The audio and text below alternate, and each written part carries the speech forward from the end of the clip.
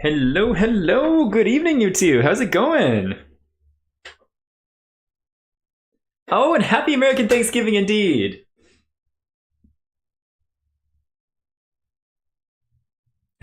Witness me. Just pulling up the last thing, and then we'll be all good to go. Yeah. Yeah, and big time. Hope everyone's having a wonderful time in the States celebrating Thanksgiving.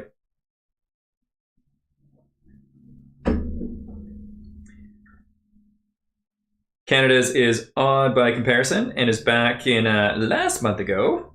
So hope everyone's enjoying all kinds of lovely, delicious turkey. What is going on here? Stop that. There we go. Cool, cool, cool. Okay. Mike, your comments up above, phenomenal. Wish I was also enjoying a don't have to work tomorrow beverage. That'd be quite lovely.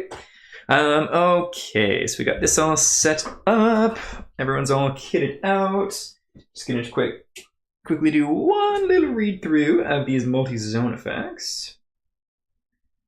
Apply effects in order that they're listed. Good stuff. Smash zone versus ash zone. Cool, cool. Hits outside of attack profiles. Okay, so hits just happen.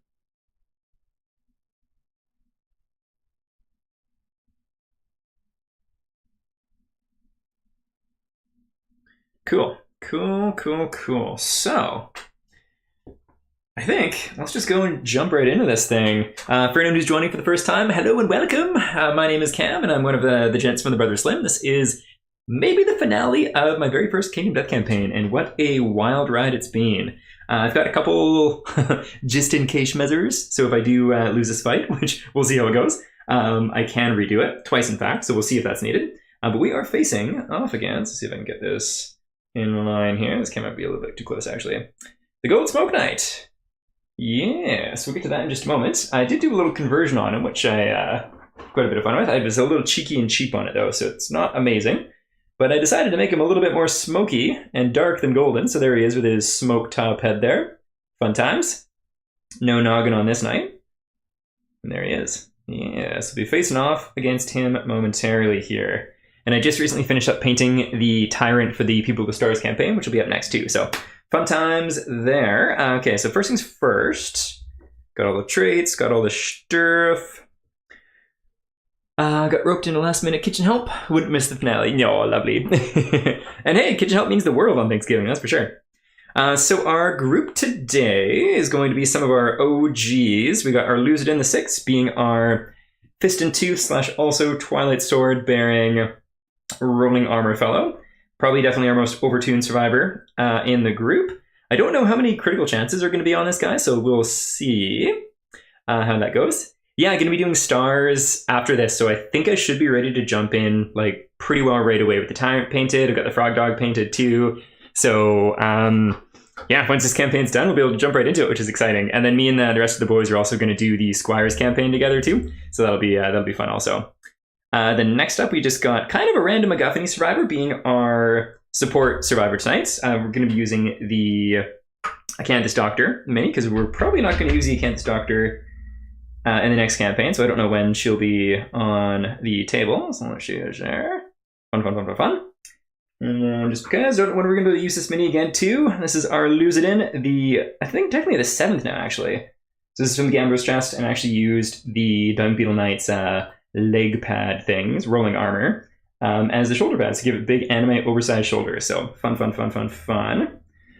And then this little fella, painted up just for tonight too, is the OG Lantern Armor. In hindsight, I probably should have just done one of the Gambler Chests sculpts that's in the Lantern Armor, because this guy is tiny by comparison. Let's do a little side by side here. He's so tiny! But still cool. So he's fully kitted out in all Lantern with an oxidized helm and oxidized bacon shield. And then this fellow will be our spear person. Ayatel, their name is. They're kind of our surrogate step-in, last-minute birthed spear specialist, since our spear master is all kind of cursed up right now. And this mini will be Tien, who's representing our tank that we've had for a long time here. Okay, what else? One thing I'm going to do, so I kind of gave up on it because I didn't really know what to do with it, and I was just enjoying the game as it was, but I was doing some little homebrew story thing for a little bit partway through. And so anyone who's got a little keyword that I've added called Spark of Radiance, I'm basically going to give them one free reroll on whatever it may be. I think it's just our Lucidin that has it, but we'll see if anyone has it as we go. So that's just a little freebie from some little personal story thing I was doing. Yes, that is indeed the bacon shield that they're armed with.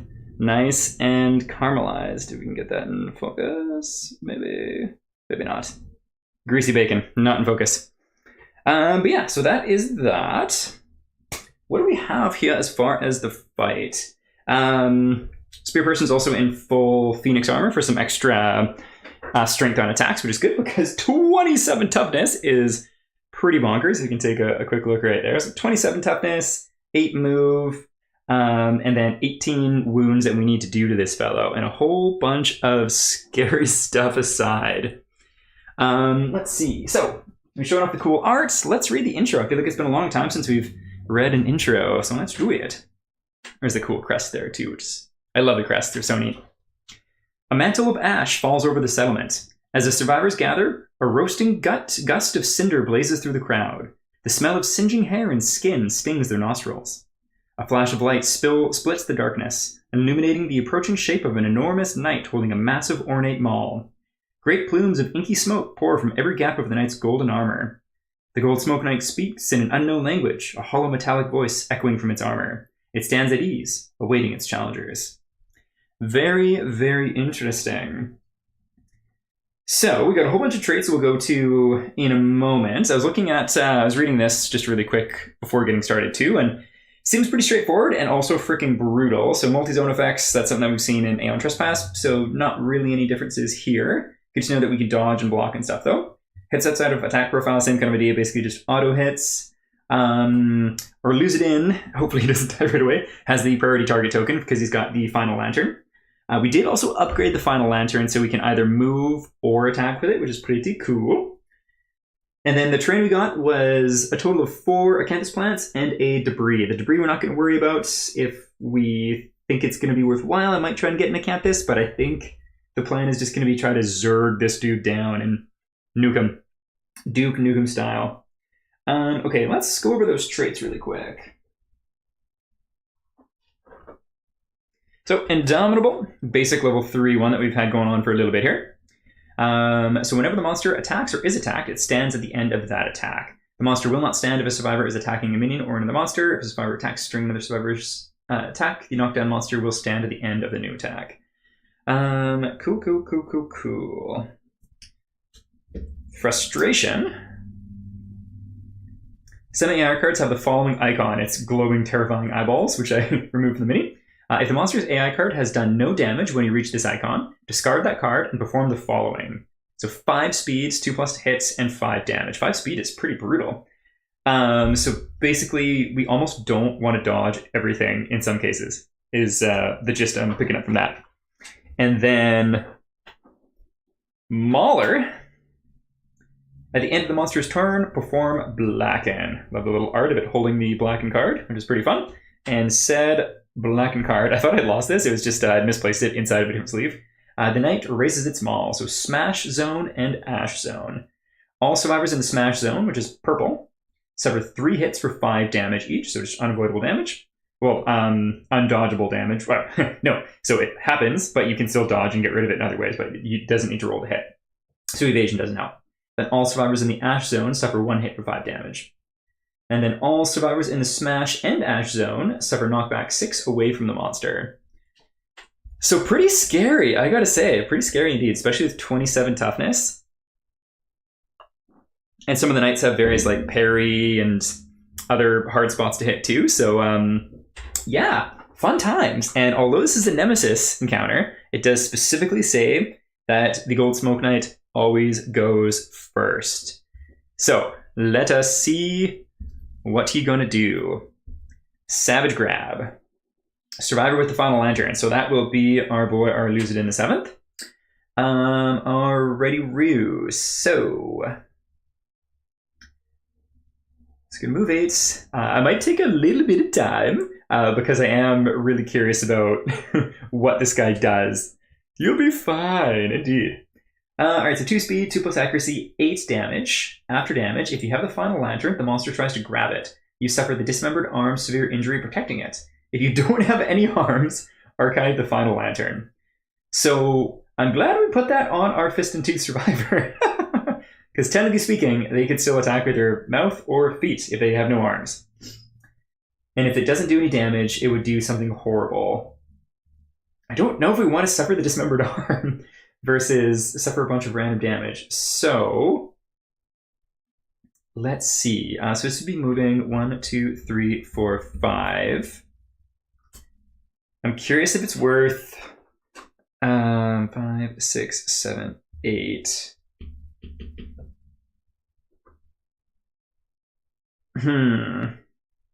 So it's just a basic card. I think we're just gonna take it because I want him to be within range of everyone else. And if I dashed away, not everyone would be in range. So that's just justification that we're gonna go with. And surely you will be grounded to a pulp. Indeed. Okay, so it's gonna full move, so it can go total of 8. We'll bring it up to here. Move and attack target. How much Dodgykins does our Luzidin have? Does have quite a bit, actually, so that is something. So it's going to be 7 pluses to hit. Oh, I always forget the dice. Every single session.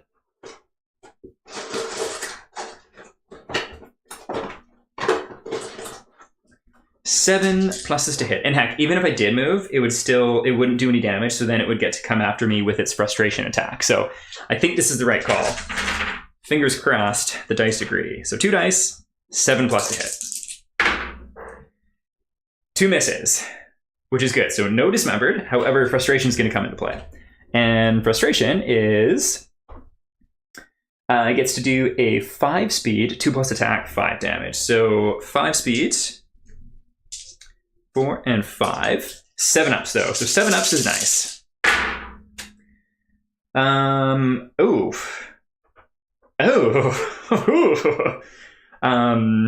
3 9s is pretty gross. Pretty gross indeed. However, on our Luzidin here, he's not down and out yet.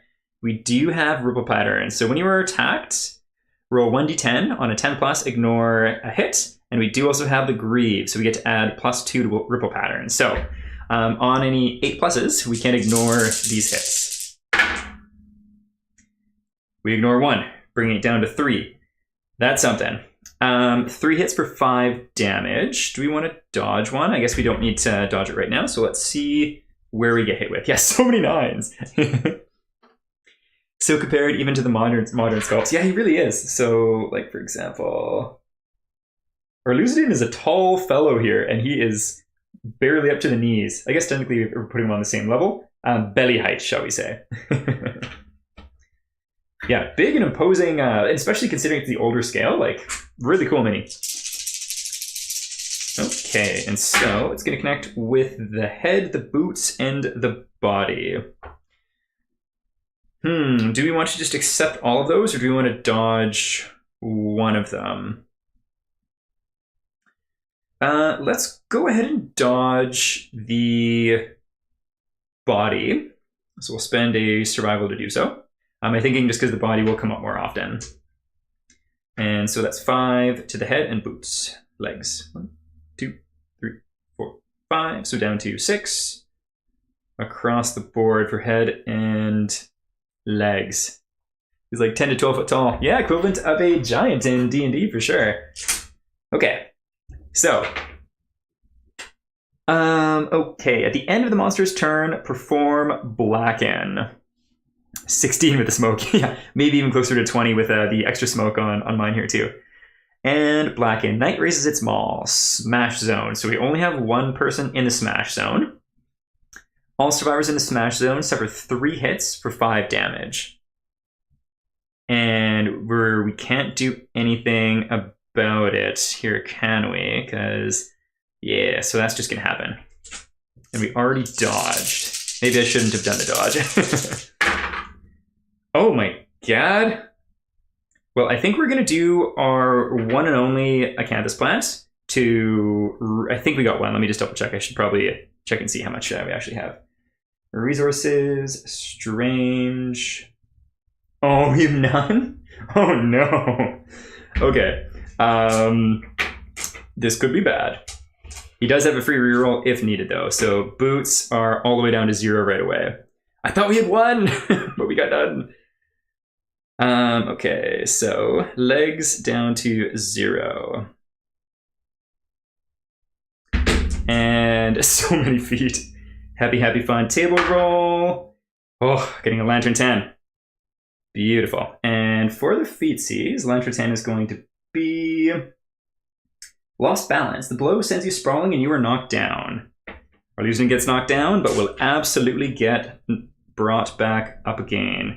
I'm just going to count this out really quick. I think everyone else is definitely going to be in this blue zone, but let's see. So it's 1, 2, 3, 4. So 1, 2, 3, 4, 5 out, and then 1, 2, 3, 4, 1, 2, 3, 4. Amazing. No one else is in it. That sparks joy for sure. Okay, so that's going to bring it to our turn.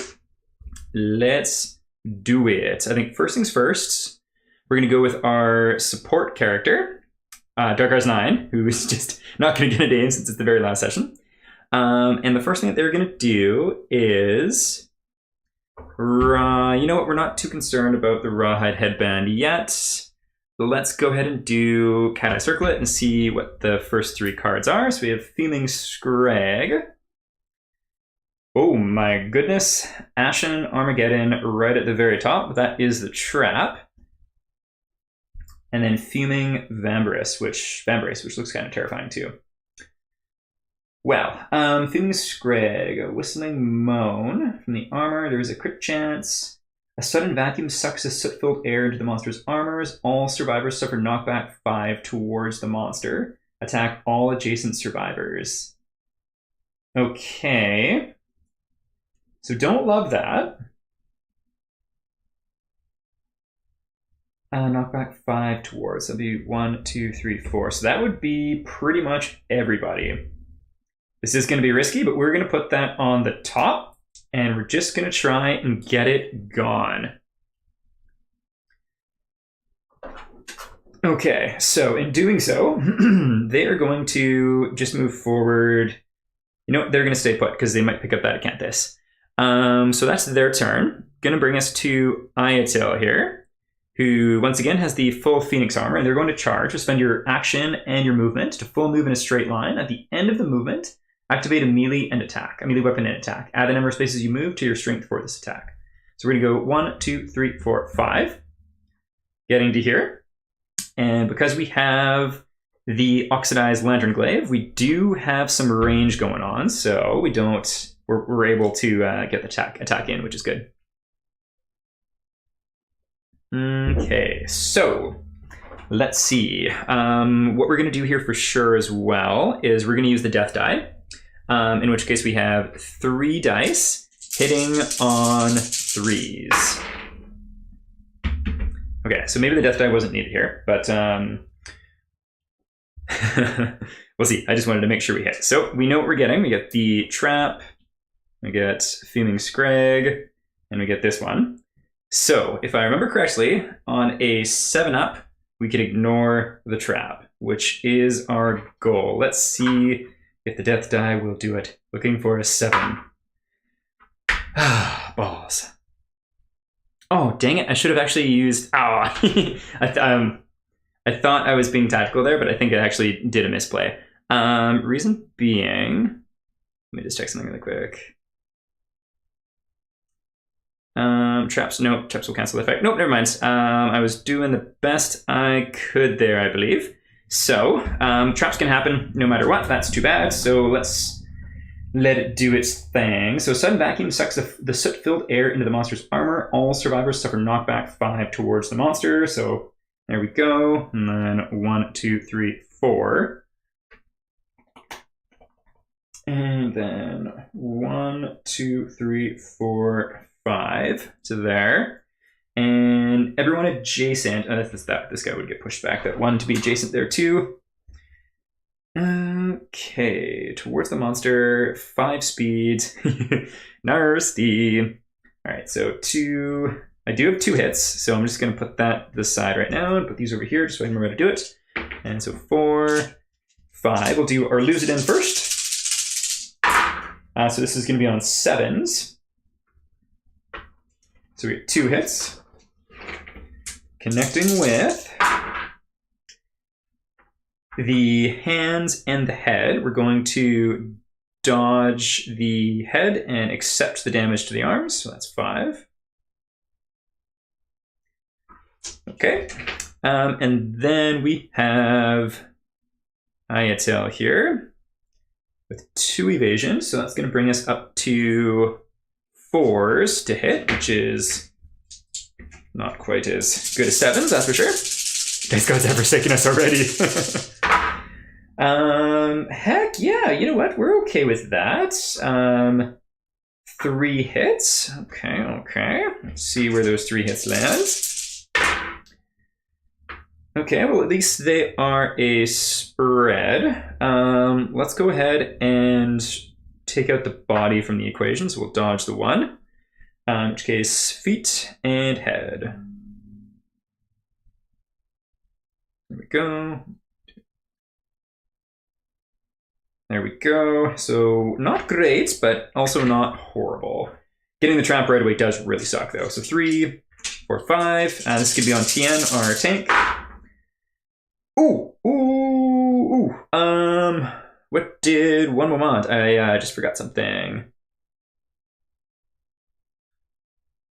On a 8 plus, our Lucidin doesn't take that 5 damage. Yes, our Lucidin is back up to 11 on the arms. Because I almost forgot. Group of pattern. Okay, however, that dice roll does not spark joy for Tien here. All right, Tien, how much evasion do you have? You have 3, so this would be...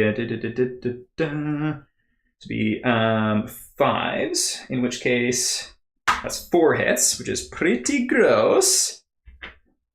Okay, where does Tien get it? Yeah, we weren't able to get block up in play though, which is too bad. 3 hands, that's too many hands, and a body. So we're definitely going to block one of those hands. Definitely going to block one of those hands. Okay, so we'll take that out, spending a, sorry, to dodge, not block. And so we take 10 to the arms. Going down to 3. Then the body is going down to 8, which we're okay with. Although, whew, okay, cool.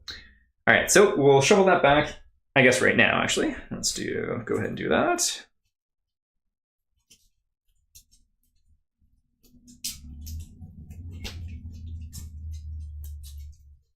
There we go. Good old shuffle complete. And so we have Fuming Scrag and Fuming Vambrace. So the Scrag has a reflex. A whistling moan erupts from the monster's armor, spewing black jets of choking smoke in your face. If the attacker has less than 6 understanding, roll a d10. On a 3+, suffer the new perspective brain trauma. So there's a crit chance there. And on a wound, shove zone and ram zone. Turn to face the attacker and full move forward. All survivors in the shove zone are tossed aside. They suffer knockback 5. Place all survivors in the ram zone, knocked down in front of the monster. It tramples them mercilessly. They suffer 4 damage to random hit location, then blacken. Gross. Okay, well, let's do Fuming Scrag first.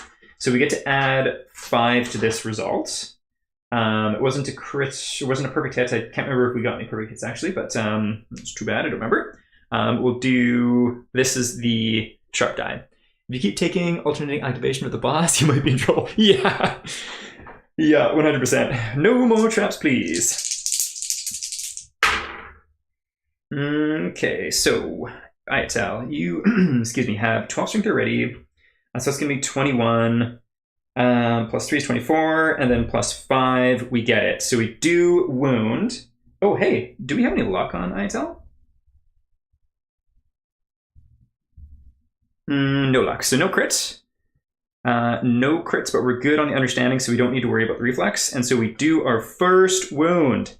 Huzzah! It's already taken away like probably close to 20 or more armor points, and we've done 1 wound. Okay, so Fuming Scrag is done. Okay, so Fuming Vambrace is not fun. It doesn't have any interrupt or anything, and then Blacken is just gross. So let's do this thing. So same idea, we can add 5 to this as well.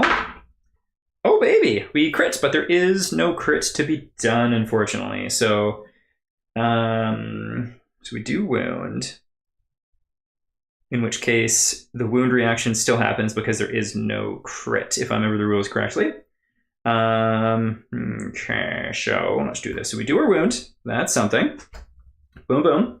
And then it's going to do its reaction. So it moves 1, 2, 3, 4, 5, 6, 7, 8.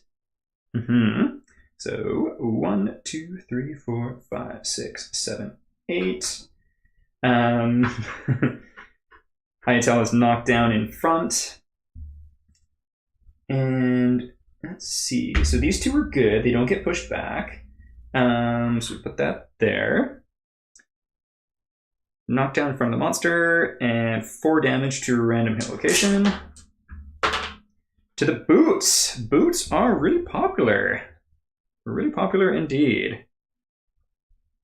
Okay, well, we need to take it, so that's just down to 0 armor on the boots. Gross. And then perform Blacken. So the only one that's going to be in range is the person right in front. Also, whoever's in the smash zone suffer 3 hits for 5 damage each. Gross. Ooh, okay, head and 2 to the body. All right, so that is...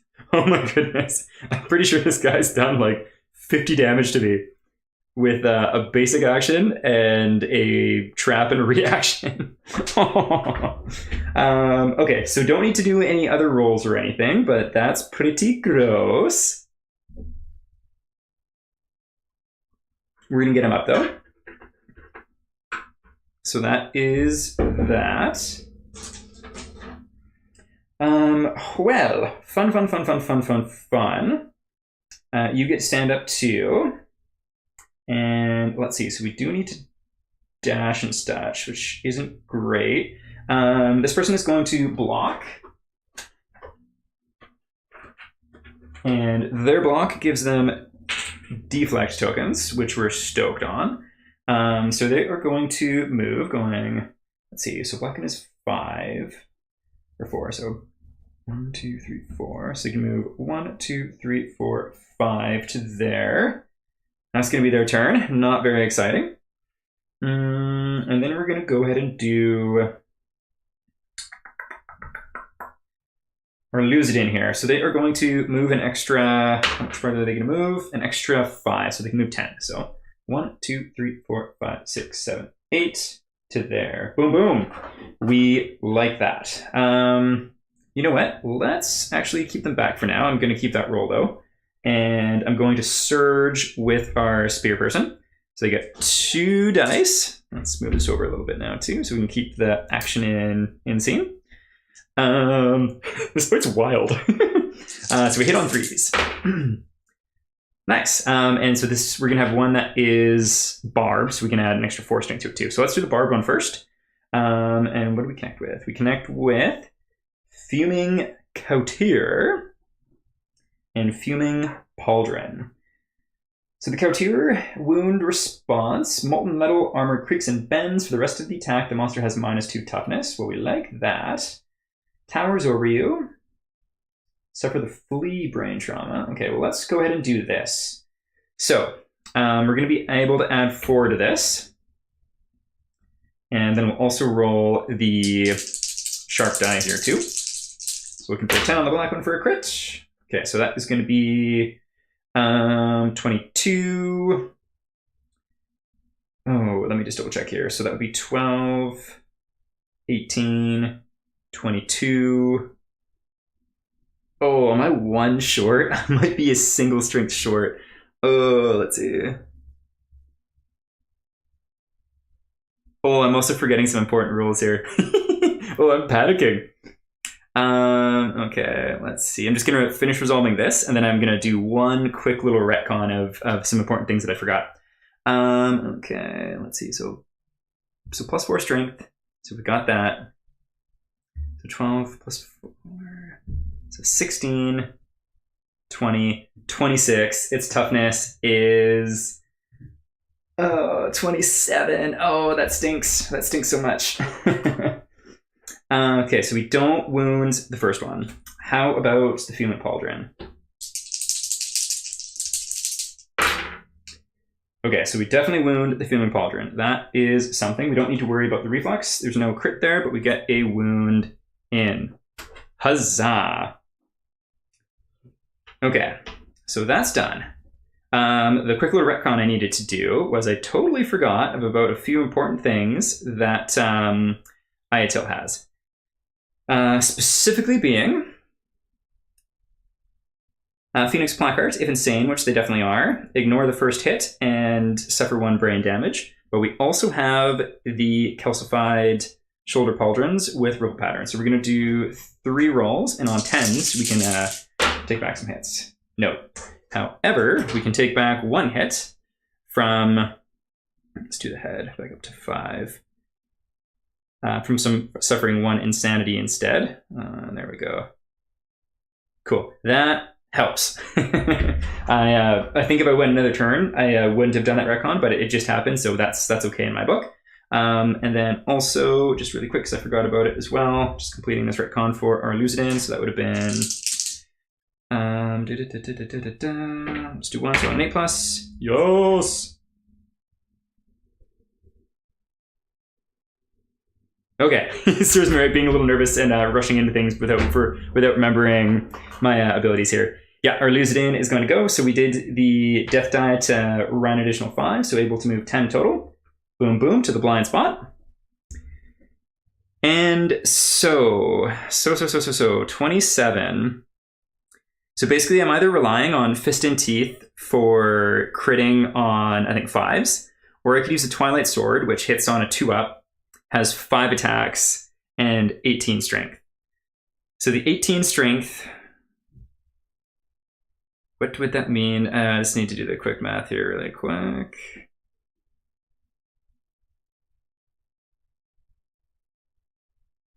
Oh, so yeah, never mind. I don't think Twilight Sword makes sense because I would need 9s to hit. So we're just hoping for all the crit cards, and we are going to wail in with our Fist and Teeth in the blind spot. So our Lucidin going in hard and definitely going to be surging here too. So just want to make sure I'm doing this right. Yeah. So usually it would be hitting on 8s, becoming 7s from being in the blind spots, becoming 5s because of our 2 accuracy, and becoming 4s because of monster class style. Okay, cool. So 2 becoming 4. Thanks, Mike. All right, so hitting on 4s. Hey, perfect hit means we'll re-roll one of these 1s. Actually, just gonna make sure there's nothing else there that I can do instead. On a perfect hit, so we're gonna be doing that. Nope, okay, so we'll just re-roll the 1. This because we get perfect hits, we can roll another one. Oh, baby! That's slightly cocked, but we'll say that was an 8. Amazing. So we get 4 hits on what was originally just 2. We'll take it. We shall take it. So, oh my god. No. Oh, that's really bad luck. Okay, so we got the trap already. Once again, it is again balls. Okay, so a sudden vacuum sucks a soot-filled air into the monster's armor. All survivors suffer knockback 5 towards the monster. Gross. So we got 2 that are already adjacent, and then 1, 2, 3, 4. Oh, balls. If I was 1 back, it would have been 1, 2, 3, 4. It wouldn't have mattered. So in close, and then 1, 2, 3, 4, 5. Not in adjacency, so that is something. Oh, yeah. I totally read that in chat as Surge rather than Search, but Search indeed. Searching to get this trap further away, please. This is too close. Okay, so it's going to be hitting 3 of my 4 survivors. Brutal. Well, let's go with our Lucidin first. And so it's 5 speed. I'm just going to draw the other 3 cards just so I remember. 1, 2, 3. And we'll put those just off to the side right now. Okay, so 4, 5. Hitting our Lucidin on 7s. Okay, so we get 3 hits, and then on 8 pluses, we can ignore them. No. Okay, so that is going to be 3 hits on our Lucidin. We're basically looking for anything but defeat. There we go, we'll take that. Hands, waist, and body. Okay, so waist is going down to 6.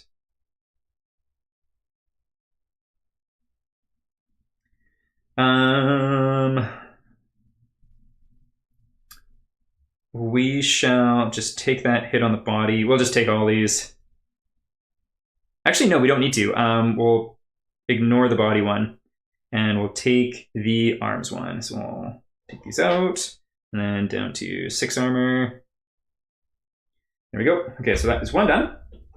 And then let's go ahead and do Ayatil again. It has so many attacks. Okay, so this is hitting on 4s.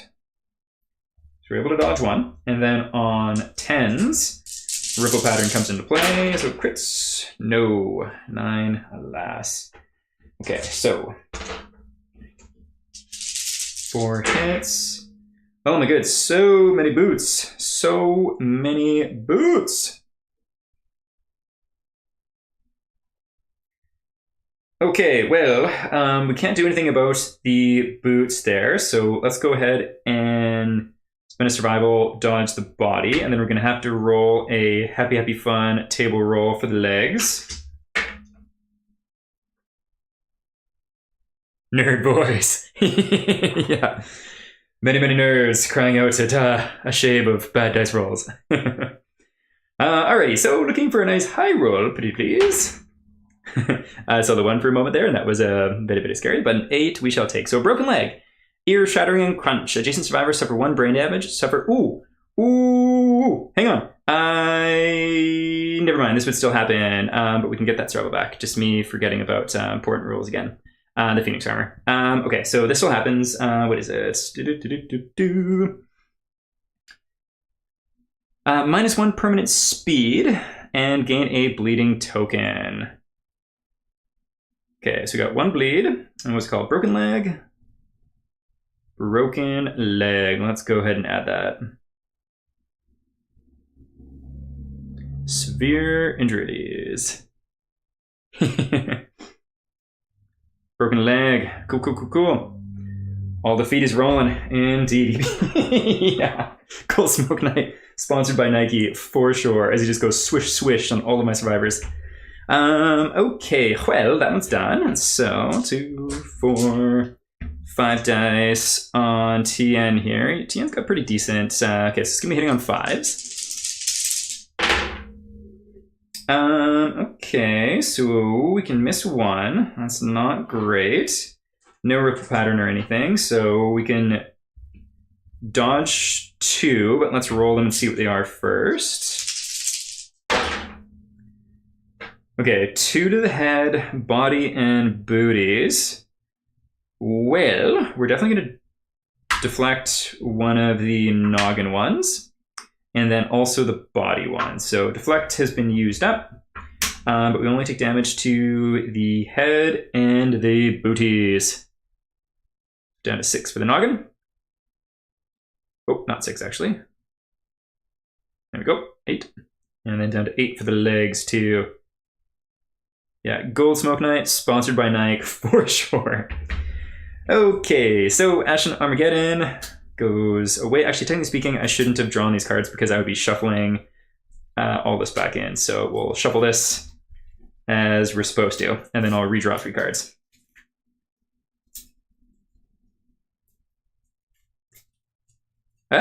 Is that how that's supposed to work? I guess technically the way I'm doing it, I could draw the trap again. So if I do that, I'm just going to reshuffle if I get it, because I think I just drew the cards wrong. Okay, so it would have been 3 that we got. There we go, and 3. So Maul counter. First strike, if you surge to make this attack, your blow is swallowed by smoke. Untouched, the monster strikes back before blackened. So we didn't surge, that's good. Fuming Bevor. Parry. Wound attempts on this location fail unless the wound result is a critical. So we crit on a 5, so that is good. -1 strength token, that would be nice. Okay, so basically the toughness isn't going to matter for us because we need to crit to be able to wound. We don't have the strength to wound otherwise. So Maul counter is first strike. Otherwise, make a wound attempt as normal. Okay, so we can't crit, but I guess we'll roll the dice just to see what happens anyways. 7, so nothing happens there. Fuming Bevor. I'm pretty sure before I get into it, I'm just going to double check and see where my luck is at with this character, just to make sure. Yeah, I think it's 5s. Okay, let's just triple check though. Yeah, again, going a little bit slower than I would at easier fights, just because I really want to try to not misplay too much. I think I had a couple of misplays in my last couple of sessions. Okay. Ooh, whenever you battle pressure, whenever you attack after drawing locations, but before rolling to wound, you may choose one location drawn and discard it to draw a new location. Okay, so let's do it. Let's see. So we crit on 5s. Oh baby, we get the Lantern 10. Amazing. So monster stumbles, steam hissing. If adjacent, you may spend 5 survival to inhale the leaking steam. If you do, gain +1 permanent accuracy and archive this card. We're not going to do that because we want to spend that survival on other things. But we do get to do 2 wounds on that because of whatchamacall. What's it called? I can't remember the name of the ability, but to do with being a Monster Claw fighting style. There we go. Get 2 wounds down. Boom, boom. And then same idea. Just need a 5 to crit. Yeah, take your time. Kingdom Death Bookkeeping. Indeed. Amazing. So we do crit here also. You strike so hard into the molten metal armor that it cooks your flesh as you struggle to break free. Well, that doesn't sound good. We gain -1 strength token. Luckily, it doesn't really matter for this character. Boom. Okay, another wound down, and we gain a temporary -1 strength. Okay, so we are going to do some things here. We are going to surge with our lose it in first, and so that's going to be another 4 dice. Hitting on 4s, if I remember correctly. Okay, no perfect hits, but we do get a full round of hits. So 1, Knight's Maul, 2, Fuming Coter, 3, Fuming Pauldron, and 4, Fuming Gauntlet. Okay, so what do we have here? Impervious. You strike the head of the maul, producing a hollow clang. Monster's knocked down. That wouldn't do a wound, though. First strike. This one's probably going to be the worst one that we could do because it's just, we can't wound with it. Whereas this one we could technically knock down. But also really don't like this one, especially with it doing... Yeah, this one wouldn't be good. So I think we're actually going to do... We're going to drop that one down, and we're going to redraw. This from Kingsman Secret Fighting Art. Can't remember the name of it. What was it called? Kingstep. Okay, so we have the Fuming Soleret instead. So it's got a wound and a critical wound. Towards the furthest board edge, turn to face the attacker. Okay, well. So we got first strike first, and I think we're just going to do it in this order here. So we'll roll just to see what happens. Once again, I guess a perfect 10 would wound just because of the rolls. No, so we do not wound. That's okay. The Knight's Maul. So on a 5, we knock it down. No, we don't. Okay. You strike the head of the maul, producing a hollow clang and slosh. Tawny grease pours from the maul's orifices.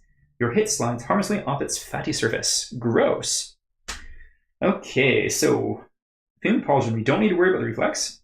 And this would be a crit that we would like to get to. So fingers crossed. We do. Charred pieces of metal fall from the monster's armor with a melodic jangle. The sound cuts through the muffled noise of the smoke-choked battleground. All non-death survivors gain +1 survival and 1 courage. Cool. And we do another wound. We love to see it. Okay, so all non-death survivors, which is everybody, gains a survival. Love it. And a courage,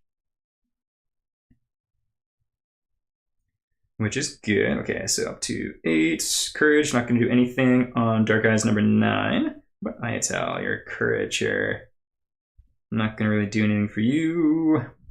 Survival +1 though. That is good. We've been spending a bunch already. Same with Tien. Good stuff. And courage. Nothing special, but happy to get bonuses. That is for sure.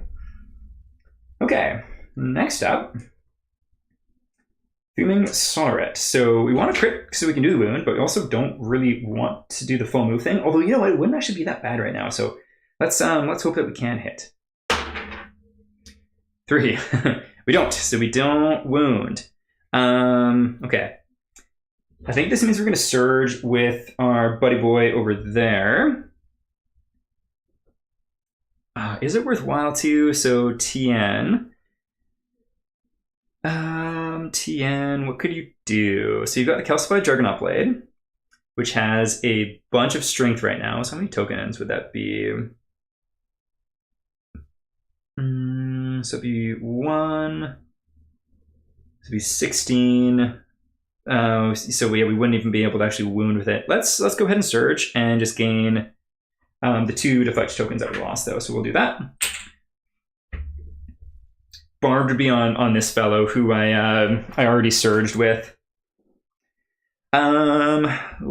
Since it's gonna go next, let's go ahead and surge on our support person and Dark Eyes. So going down to 9 survival. Oh, actually, whoops, down to 8. And they're going to use something we haven't used in quite a while here, the Cat Eye Circlet. Oh, not the Cat Eye Circlet, the Rawhide Headband to look at the top 2 AI cards and see, ooh, that was almost a legendary card, what we want.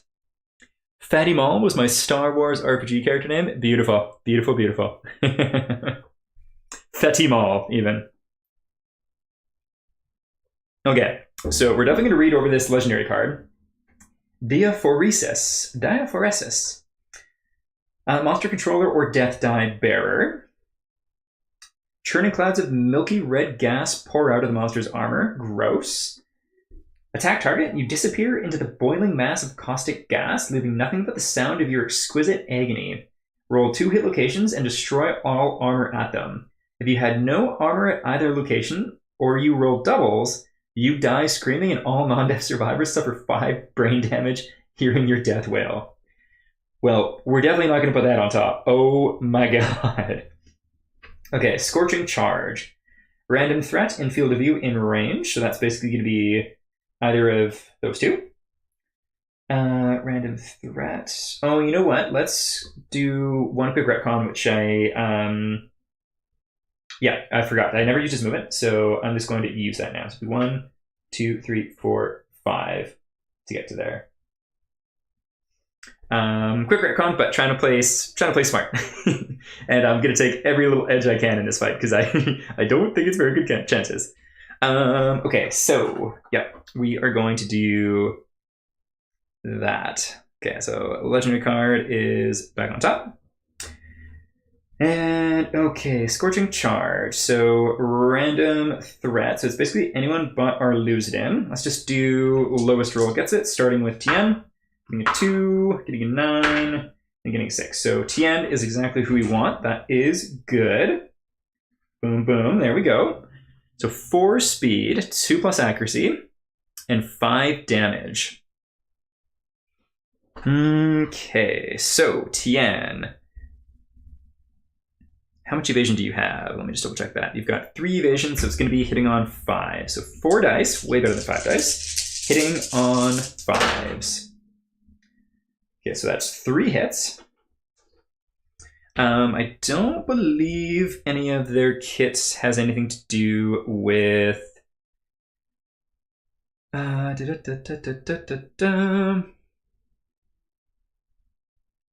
so nothing to do there. Okay, well, let's see where we get them, and we'll decide what we want to do. The feet, yeah. Definitely nice sponsor, that is for sure. All right. So Tian, where are you looking at for armor here? So I think we need to deflect the hands because those hands were getting real low. And then we're going to go ahead and... yeah, we need to do one of these. So let's go ahead and deflect once more and get rid of the other booty damage. And so we'll just take 1 to the feet, which does bring it down to 3, which is pretty nasty. Okay, that, however, is almost the end of its turn. So the monster charges out of the choking soot, hot air whistling from its armored joints. Full move the monster forward. Any survivors it collides with. Oh, ooh. We can actually dodge and get out of the way here, which we're going to do. So we're going to surge, or dash, I should say, to get to, let's see, let's go right there. And amazing, so that card is done, and it's going to full move forward. So 1, 2, 3, 4, 5, 6, 7, 8. Getting a little out of shot here. Let's scoot things over.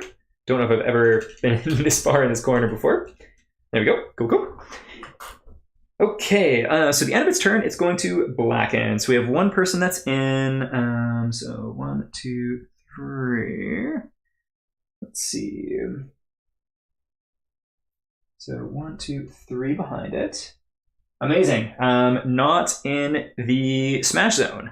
Huzzah! So everyone is going to be, everyone who's in it. Let's see how far it goes. 1, 2, 3, 4. And then 1, 2, 3. 1, 2, 3, 4. Okay, so it'll be 1, 2, 3, 4, and then 1. Okay, so that's going to be 2 people in the air smoking. Ye old spliff night. Okay, so we got 2 survivors in the ash zone, 1 hit for 5 damage apiece. So let's go ahead and do our lose it in first. We can block it on an 8. I forgot about that. We do. Fantastic. And then 1 on Tien. Oops, that's the wrong thing. It's just a straight hit. So that'd be a noggin hit to Tien that we're going to go ahead and dodge. Huzzah. Okay, back to our turn. Let's see what we have going on here. Okay, so how do you want to play this? I think, once again, slow and steady, trying to be careful here. Let's go with our support person first and see if we have that trap coming up. So we'll draw the first 3 cards here. So we have, oh my god. There's a trap on top for the 3rd time. Well, I guess technically not speaking, like we didn't run into it for the rest of the last turn, but here it is again. Goodness gracious. So we need to get rid of this. And oh, goodness gracious me, oh my. How I despise this. Okay. So we're getting familiar with this trap now. So knockback 5 towards the monster. All adjacent survivors get hit. So where does everyone need to be away? So support person would be fine. They would be in the clear. So be like 1, 2, 3, 4, 5. You know what? I'm going to move them a little bit anyways, just in case. They can move 2. And this is their turn anyways. Let's put the trap back on top. Don't really care about the other stuff right now. Yeah. Never tell me the odds, eh? Okay, so we got that. And I think we're going to play this carefully. So our spear survivor is going to try and pop it. And yeah, bad hit deck for sure. But we'll see. We shall see. And then everyone else is going to try to be far enough away not to be adjacent. So let's see. So that'd be the 1, 2, 3, 4, 5, 6. So we're just going to move to there. And they are going to deflect block again, re-upping these 2 tokens, which we'll just put right there for the sake of being on camera. And then, so this would be 1, 2, 3, 4, 5. So our Lucidin's good too. And yeah, let's see what happens here. So our movement is reduced to 4 because of the broken leg, if I remember correctly. So we can go 1, 2, 3, 4. And we're going to be doing the charge thing here. We're not going to be using the death die. Let's see. Tien, Ayatel. Here we go. So we've got 2 dice hitting on 3s. We get 1. That's all we needed. Okay, so we know what it is. It is the trap. However, on a 7+, we can ignore it. Let's roll the death die just for fun, hoping for that 7. Oh, I saw it, but it's a 5. So we're dealing with a trap. A vacuum suddenly sucks in. So all survivors suffer knockback 5 towards the monster. So there we go. And once again, we did it so no one is going to be in adjacency. 1, 2, 3, 4, 5. There we go. And then 1, 2, 3, 4, 5. There we are. We are in a random corner cluster tonight. All right, so this is just going to be attacking our spear person, which we don't love, but you know what? It is what it is, and it's going to be hitting on 4. So 3, 5 dice hitting on 4s. So we get 3 misses. That's something. We also get to cancel the first hit and gain or lose a brain damage instead, which is awesome. And let's see. Oh, before that, we get to reroll these. And on 10s, actually, I'm gonna brick on and do 10s. No, okay, so it's gonna be 2. We did that brain damage that we just did, and so we're gonna take 2 hits to the head and the hands for Ayatel. Alrighty, well, we'll take the hit on the arms, and we are going to dodge the one on the head. Okay, I feel like for a trap, that could have been much worse. We got really lucky there. I almost didn't hit location scan, and that would have been really bad. Okay, so let's shuffle this back in and hope to frickin' the Thanksgiving turkey lurkin' Christ that won't happen again. I guess it is kind of a small hit location deck, so maybe that's part of the reason why we're seeing it so much.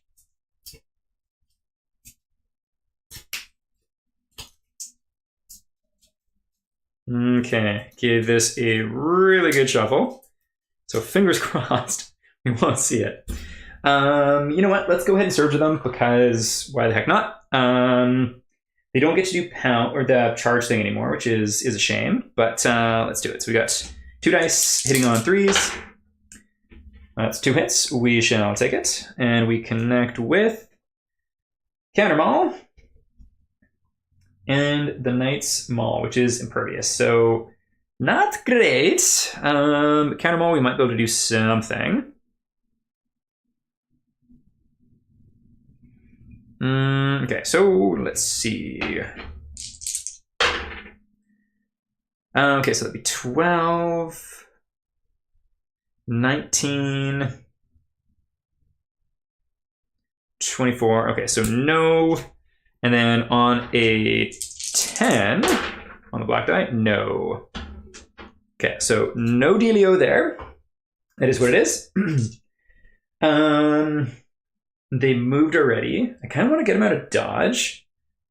Yeah, let's get them out of dodge. They are going to dash and go 1, 2, 3, 4, just to GTFO a little bit here. Okay, so that's done. How do we want to do this next? We know that we need to do a wound because we have the legendary card on top. So let's start with our lose it in. It's going to go 1, 2 into the blind spot here, which is nice. So we have 4 dice hitting on like 4s, if I remember correctly. We get a perfect hit, so we can reroll this 3.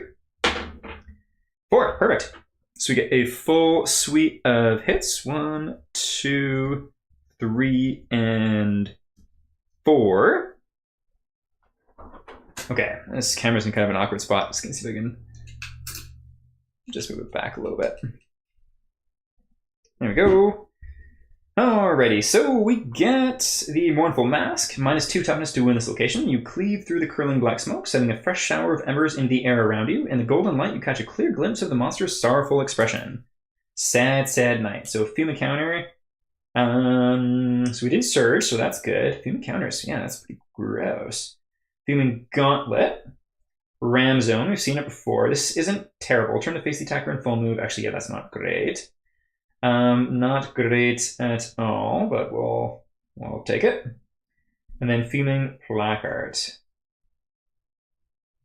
Okay, well, let's see what happens. So, on a 10, we'll do a wound. Oh, a 9 is not going to be a wound. Mournful Mask. It's -2 toughness. I don't know if we got the toughness to do this one, so 6. What would that be? Because we're doing Fist and Teeth here. And there's no crit on it. So it'd be 10. Yeah, so not nearly enough to wound the Mournful Mask. Which is too bad. No crits on any of these, which is... Oh, you know what? I'm going to do a quick little retcon here. And get rid of Fuming Gauntlet, because we can do a little redraw because of King Step. And get Fuming Counter instead. Okay, so we're going to do Fuming Counter first, which does have a crit on it. So on a 5, we'll be able to do 2 more wounds. Oh, baby! We didn't even need a 5. We get the full thing. Amazing. You strike so hard into the molten metal that it cooks your flesh as you struggle to break free. -1 strength token to us once more, but we do 2 wounds. And that is a trade I am willing to make on our luck-based fighter for sure, any day. Okay, Fuming Placard. Would love to get a crit here again, but I don't know if we'll... Yep, nope. So reflex is going to happen anyways. Shove Zone and Ram Zone. Turn to face the attacker and full move forward. All survivors in the Shove Zone are tossed aside. They suffer knockback 5 in the direction indicated by the arrows. Place all survivors in the Ram Zone knocked down in front of the monster. Each suffer 4 damage to random location. Okay, so that is going to be us going 1, 2, 3, 4, 5, 6, 7, 8. We're losing and IHL knocked down. There we go. Fun times, fun times. And then that one is done. Okay, so I think we're going to use our movements death die for our tank fellow here. Yes.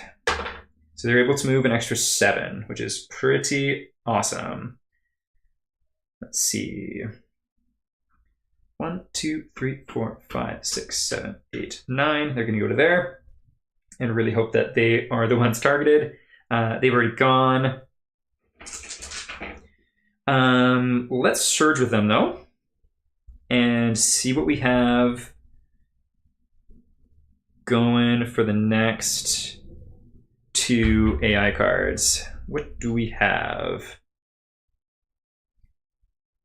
Ashen Blow and Cindering Sunder. Really cool cards. We get this Blackout one and then this crazy zone here. So Ashen Blow is just before Blacken. Ooh, so 2 Blackens in a row. It's kind of interesting. And then no opportunity to move away. So that would be that'd be 10 attacks targeting both these guys, which would suck. Ground gives off Caustic Smoke. All survivors in the Ash Zone with Metal Gear suffer Bash and 1 hit location for 6 damage. All other survivors in the Ash Zone. And Ash Zone is specifically blue. So I think we're going to go with Cinder Sundering on top, because that's actually not going to be too bad for us. Way better than having 2 back-to-back Blackens. I love me some blackened chicken wings and steaks, but not in this case. Not when it's the survivor variety, that's for sure. Okay, so it's its turn. Let's actually surge with Tien, just so that he can get even more deflect tokens up here. There we go, so up to 4 deflect tokens. We love to see it. And so, drawing the card that we just saw, so Cindering Sunder. The ground gives off caustic smoke. So we are going to dash with Dark Eyes. And they are going to get within 2 here. So 1, 2, 3, 4. Ooh, can they actually get close enough? Let's see. 3 brain damage and 1 hit of 3 damage to each location. You know what? They're not going to bother dashing because they can't get out of it anyways. But they are the only person that's going to get it. So that's okay in my book. So they don't have any metal gear. So they suffer knockback 7 away from the monster, 3 brain damage, and 1 hit of 3 damage to each location, which isn't great, but you know, that's the way it is. So knockback 7. So 1, 2, 3, 4, 5, 6, 7, way back to there. And then 1 hit of 3 damage to each location.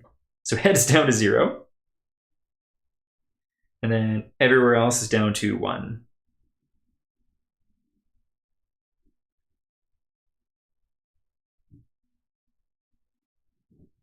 There we go. Down to 1. Okay, Blacken is going to be pretty rough here. But again, I think way better than having Blacken happen those 2 times. Okay, so we've got 3 people in the zone, which kind of stinks. Let's start with Tien here. So we've got... Don't even need to roll dice. It's 3 hits for 5 damage. Let's just see where they land. Okay, so for Tien, where do we not want this to happen? We'll definitely take the waist, because we haven't taken any damage there yet. So down to 8 damage there. There we go. Body and head, I think we're going to deflect both of those, losing 2 tokens. Amazing. And next up, let's see. Okay, so first things first, with our Lucidin, we're going to be able to do the rolling armor thing. Rope pattern, so on 8s, no. Okay, so in which case it's going to be hands and body for our Lucidin. Hey, that's not boots, that's okay. The hands we are going to have to dodge though, so going down to 5. And so hands are down to 1 armor.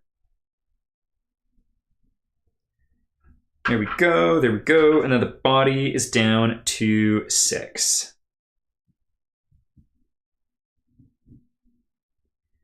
Whew. Okay, and then rope pattern's gonna come into play too. This is just gonna be on 10s for IHL. Amazing, so we do dodge 1. Love to see it. Boots and waist for IHL.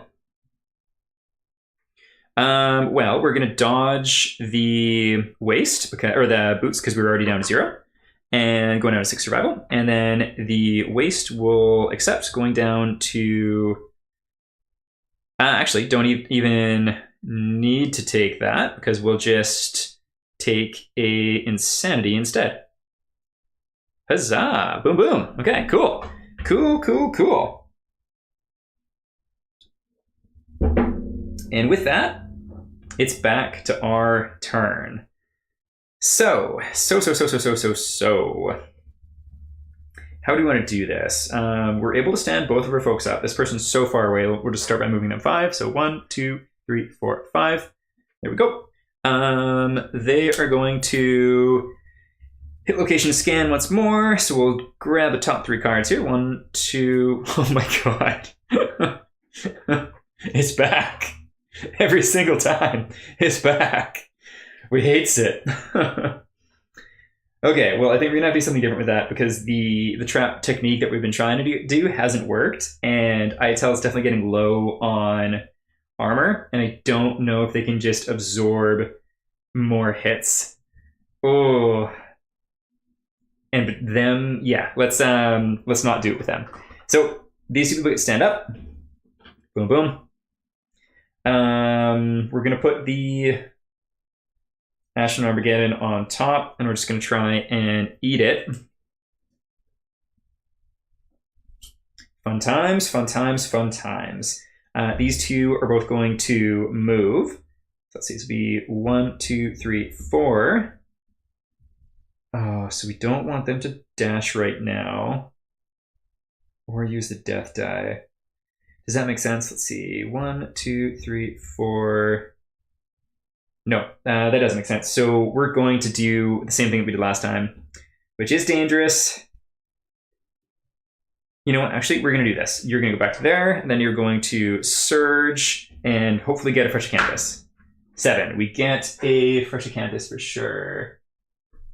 No, we don't. We need an 8. Oh, actually, no. Yeah, we do because we've got screaming armor. So we do. We have 1 fresh canvas,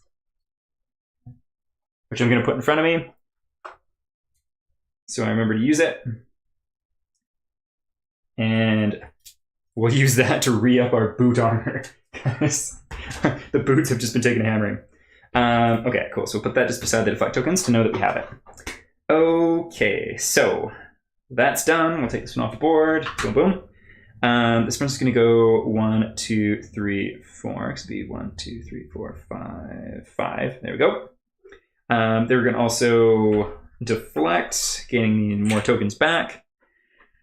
Okay, then our lose it in. Let's see. If we go 1, 2, 3, 4, 5, that'd be 1, 2, 3, 4.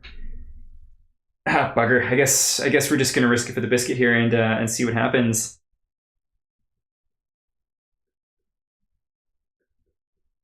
Okay, let's do it. We got 2 dice hitting on 3s.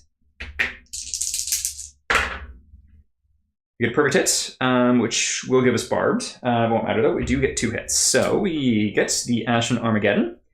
And on a 7-up, we can get rid of it. Yes! Yes! Amazing. So we're going to put that down. We're going to draw a new one. Fantastic. That came in clutch, and I'm really stoked on it. Okay, so these don't look great, though. So we've got one that performs blacken, and one that doesn't, both with a failure and also a wound response. So let's go ahead and do the failure one first. Okay, and we'll do this as the barbed attack here, too. So barbed is going to be important. Okay, so we got this, and we got our sharp die, and then we'll be also adding 4 to this, with 12 being the base strength of the weapon. Amazing, so not a crit, but that's looking really good. So that's going to be 29. Yep, we wound. We don't need to worry about the reaction, and we do another wound. Huzzah! Okay, that's good. And then same idea here. Fuming Vambrace. Should be just enough to wound here as well. And let me do the math here, actually. So that would have been 8. So 20. Yep, 27. That's exactly what we needed to wound. Woo! Nice set. It's like the 3rd time it's for this campaign. Yeah. Mike, I think you're spot on. I'm pretty sure that is the 3rd time it's ever worked. But hey, we shall take it, and we are able to do a wound. Love to see it. Okay. However, there we go. Boom, boom, boom. Then we'll shuffle these all back up. There we go. There we go. Oh, I can't believe how many times we've gotten the trap. It's absolutely bonkers.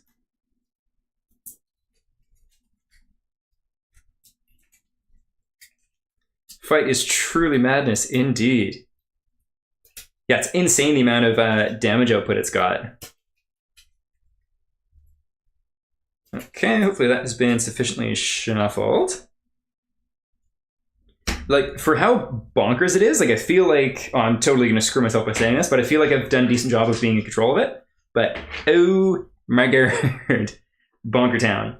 Okay, so I'm kind of worried about surging because of the bad cards that are in that deck. So should we surge or should we not surge? Let's not surge for now, and we can always do it later. Okay, so in which case, let's go with our lose it in. So we got 4 dice hitting on 4s. And we're going to go ahead and do the death die now. Let's do it. Or hitting on 5, sorry, because we're not in the blind spot. Because we moved there. Let's see, so I wonder if it's worthwhile to, just before I look at any of the dice rolls here, going 1, 2, 3, 4, 5. Let's do that. So let's go 1, 2, 3, 4, 5 to here, just in case, because he seems to charge through facing the attacker. And then this way, if it gets Tien, our tank, rather than our beat up spear person, that feels more valuable to me. Okay, so we get 2 perfect hits, meaning we can do 2 more hits, which is kind of dangerous actually. So on 5s. Okay, so this is more hits than I wanted. Oh no, 4 was a miss actually, so that is good. Okay, so 2, 4, 5 hits. Let's see, 1, 2, 3, 4, and 5. A little scary, but we are all good here. So we do have the maul counter, which we don't love. Luckily, we didn't surge this time. What do I misplay that last stat? I could have. Straining gut, impervious. Ooh. Ooh, we like that one. Fuming placard, we don't love. Fuming bevor, we do like. There's no crit on either of those, so yeah, we don't like either. Okay, so we'll go in this route. Alrighty, so we wound on a Tan. No. But we don't need to perform blacken, so that's something. Okay, so wounding on, or critting on a 5. Oh, that really sucks. Especially because we could have done 3 wounds in one go with that one. Bummer. So we suffer the, so we fail. What is the flee brain trauma?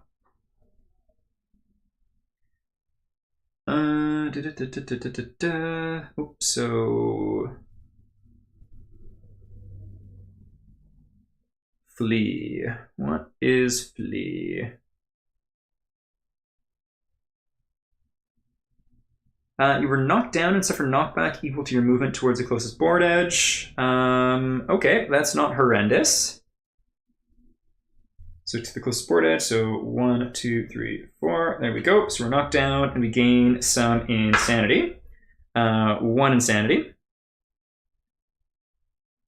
Going up to the absolutely bonkers 54 insanity.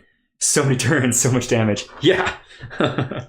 Okay, but we do have some more things to do. So straining gut plate, critting on a 5. Yes, so we do another 2 wound. We're not, you know what? Do we want to spend, oh, we don't even have 8 survival, but we're able to do 2 wounds anyways because of the crit. That is fantastic. We're kind of getting there. We'll see. We shall see. So fuming bevor, critting on a 5. Beautiful, exactly what we need. So we do another wound. Boom, boom. Here we go, here we go. And then fuming placard. All right, so basically needing a 10. No. Reflexes can happen anyway, so it's going to turn this way. Okay, so they get knocked back 5. 1, 2, 3, 4, 5. There we go. And then it's going to full move. Let's just see here. Turn to face, full move forward. Okay, so 1, 2, 3, 4, 5, 6, 7, 8. Right back in this corner. Our Lucidin's knocked down in front. 4 damage to a random hit location. And we are able to negate it on an 8 up. Nope. So that random hit location is, let me guess, the feet? No, the waist. Let's see what that be. So it is our turn. So I think we're just going to take it so that we can dodge later, going down to 1 armor on the feet. There we go. Okay. Last one. Woo! We actually were able to get that one. Fantastic. So there we go. Whew. Oh my god. Let's get this over there. All right, so that is our Lucidin's turn done. Everyone else is super far out of range. So I think what we'll do is surge with our Lucidin, and so we're gonna have to spend a survival to get him up, which is fine. There we go. Just want to check one thing. So who do we have? Someone's a leader, and that does something if I remember correctly. Not you, Ayatel. Let's see. Not you. Leader. Whenever you encourage a survivor, they gain +1 speed token into the end of the round. Okay, we don't want to do that. We've got so much speed. So we're just going to do that with our support person instead. Oh my god. We only need to do 4 more wounds and we win. I'm low-key terrified about this trap. I don't know where it is, and I'm terrified about it because it's come up so many times. But yeah, fun times. Fun times indeed. All right, so because we've got so many attacks anyways, we're not going to use the death die because I don't want to do too many. So we have the 4 attacks, hitting on 5s. Okay, we can reroll this one because we got the perfect hit. All right, so 3 hits. That is fine by me. All right, so what do we connect with? 1, the Knight's Maul, 2, Fuming Gauntlets, and Fuming Counter. Oh, okay, first strike. If you surge to make this attack, which we did, your rush kicks up a blinding cloud of embers. Untouched, the monster strikes back. Perform basic action targeting the attacker. Okay, so we're gonna do that. Let's have a quick sip of water here. And re-up this camera so it looks a little bit more interesting instead of just, there we go. Partly off the table, but that is how this fight wants to be, going into the corners all the time. Alrighty, so we haven't actually seen its basic action. Let's take a little looky-loo here. Speed 4, 2+, 4 damage. So it's actually like kind of nice by comparison. So we got 3, 4. It's gonna be hitting on 7s.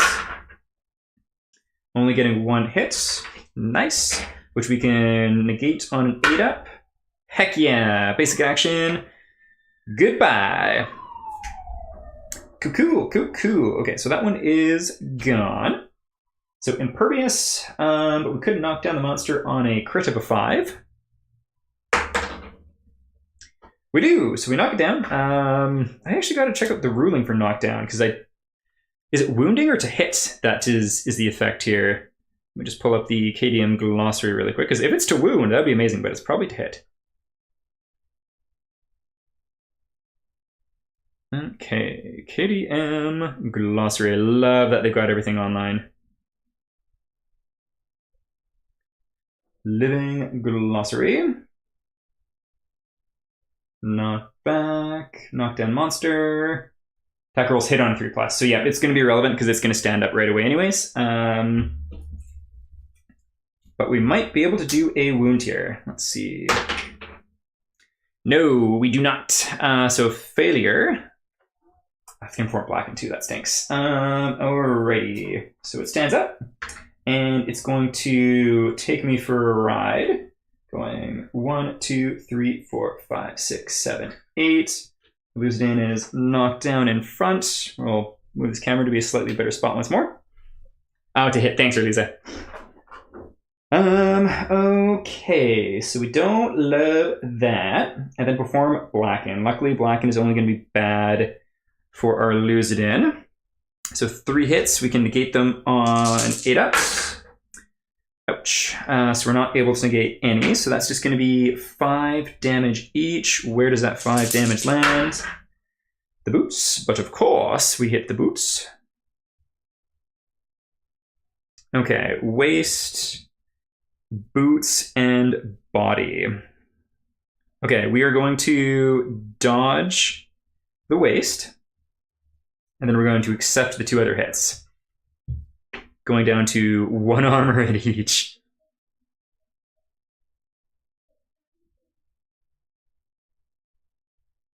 Okay. Well, there we go. And then everyone else is all right. So that is something. Okay. With that in mind, I think we'll use the death die to move our person that's way the heck back here. So let's see, they can roll an extra, move an extra 9, so they can move 13. So let's go 1, 2, 3, 4, 5, 6, 7, 8, 9, 10, 11, 12, 13 for their move. They're going to loot the Acanthus here. On a 4 up, I don't think they get anything. Yeah, they find nothing. Archive that terrain. We still got our 1 Acanthus. That is something. That's the end of their turn. Let's go ahead and move this guy 1, 2, 3, 4. Let's see. This would be 1, 2, 3, 4, 5. Yep, so they are going to stay where they are. That is good. That is good. This person is going to move 1, 2, 3, 4, just to there. And that is, I think, going to be the end of our turn. Let's actually surge with them and see what we have next for the last couple of cards we have here. Cinder Sundering or Scorching Charge. Random threat. Don't mind that. Let's see. So what is the diameter of that? 2 and 2. So it'd be 1, 2, 1, 2. So we could surge to get into there. And 1, 2. Yeah, you know what? Our Scorching Charge really isn't that bad, and it's going to let's do it this way. Okay, Scorching Charge is going to be its. No, we're going to do Cinder Sundering. The ground gives way a caustic smoke. Everyone is going to dash. So able to move 1, 2, 3, 4 to there. And then 1, 2, 3, 4. There we go. And then you getting up to there to get into the range so we don't need to worry about this card. Huzzah! Oh, is this worthwhile? 3 hits. Yeah, let's do it. That's done. And then blacken. So these two are out. I think it's just our Lucidin that's fully in the blacken zone, in the smash zone, and then the others are in the ash zone. Yeah, Sunder for sure. Okay, so let's do our Lucidin first. So it's going to be in the smash zone, ignoring hits on 8 pluses. Nope. Our Lucidin really can't take many more of these. Okay, so what is it going to be? Body, waist, and boots. Oh no. This might be the end of our Lucidin. So this is going to be body, waist, and boots. And we can't dodge because we already did. I think, did we? Oh, balls, I can't remember. I'm just going to leave up to dice roll. On a 6+, I've got a dodge left. No, okay. Okay, so this means 3 happy fun table rolls, which is kind of terrifying. So let's go ahead and do the waist first. 4. Intestinal prolapse. Good stuff. So severe injuries. Let's get it. Intestinal prolapse. Where are you at? Boom, boom. Your gun is gravely injured. You can no longer equip any gear on your waist as it is too painful to wear. This injury is permanent and can be recorded once. Gain a bleeding token. There we go. And on to the boots. The final Lucidin. Holding that final lantern too. Oh, speaking of lanterns, we love to see it.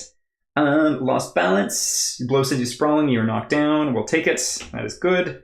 And then on the waist, or on the chest, 4 for the chest.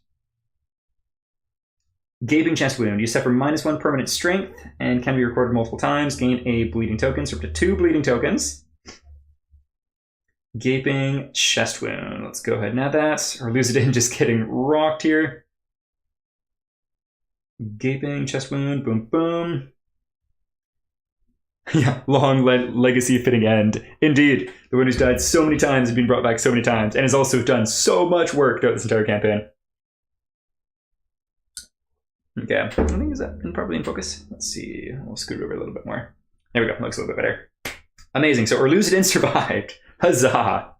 Unreal. Okay, then everyone else is in the ash zone rather than smash zone. So 1 hit for 5 damage. We can ignore it on a 10 for Ayato. Nope. But we will ignore it via the Phoenix armor. Going down to 3 insanity. The flower is growing from the chest hole. Yeah, 100%. That's very visually fitting. I love it. Okay, so that's good. And then for TN, no way to ignore it. So it's just going to be a wounds to the body. We got a bunch of deflect tokens, so let's go ahead and do that, so we don't need to worry about it. And then for other person, they are going to dodge. I didn't need to roll a dice there. That was silly of me. Going down to 5 survival. Okay. There's a chance that this is our last turn. Also, there's a high probability of that trap coming back. I have no doubt in my mind that it is waiting for us. So we're going to go with our support person first. They are going to back off 1, 2, 3. So get 1, 2, 3, 4, 5, 4. One more away. We're going to check out top 3 cards. Okay, well, that is something. We don't have it there. So our Lucidant's going to stand up. This is good, this is good. And he's going to... okay, so what do we want on top here? We got these 2 crit ones, that is good. We'll put those there. Honestly, with our 4 attacks, I don't really want to hit with every single attack, so we're not going to worry about getting in the blind spot. So we've got 4 attacks hitting on 5s. Just a couple more wounds to go, indeed. So on 5s, we do get a perfect hit there too. Oh my goodness, 2 perfect hits. So we'll re-roll this miss. Coming to 9, and then we do roll 1 more die. 5. Okay, so we get a full 5 hits. We know that the trap's not in the top 3. We don't know about the next one. So here are our 3 that we're comfortable with. And then Fuming Vambrace, okay. And then oh goodness gracious. Maul counter. Okay. So give me a second to look through these. Maul counter's gotta go first. And we haven't searched yet, so that's good. We got these 2 crit ones. -1 strength token. +1 courage and stuff. There's a reflex there, which we don't like. So let's put the wound up first. Okay, let's do that. Small counter, we wound on a 10, which would be amazing. Nope. Okay, small counter is down. Fuming Coterer, we crit on a 5. Oh baby. Oh baby, we gain another -1 strength token as Orluzin is just going ham with his bare fists, breaking his knuckles this whole fight. Got a prolapse, got like a busted, I think someone else had the broken leg. What do we got here? Yeah, intestinal prolapse and gaping chest wound, flower peeking out of it, busted knuckles, and doing all the wounds. There we go. Okay, so that was that one done. Got our 2 wounds. And then once again, critting on a 5. No, we don't get that one. Mournful Mask, -2 toughness. So basically we still need a Lantern 10 to be able to wound it. 7 is not going to cut it. And then there's no crit here. So we only wound on a 10. And honestly, I'm okay if we don't hit it. Okay, 5 will not be wound. Okay, so that means that response doesn't happen. And we're fine with that. How many...